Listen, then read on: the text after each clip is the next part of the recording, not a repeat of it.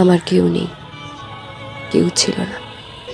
এটা অভিমানে না, অনুভবে বলছি। যারা এসেছিল আমার জীবনে তারাই আমাকে আলো ভেবে পথ চিনিয়ে বাড়ি ফিরে গেছে। ল্যাম্পপোস্টের মতো বহুকাল দাঁড়িয়ে থাকতে থাকতে ভেবেছি বিধাতা আমার জন্য কাউকে বানায়নি। এক মাথার উপর আকাশ ছাড়া আমাকে কেউ ভালোবাসেনি।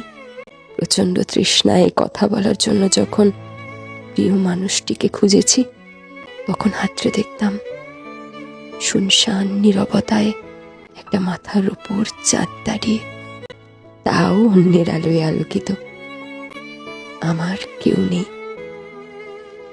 কেউ ছিল না, এই অনুভূতিটা বড্ড বাজে।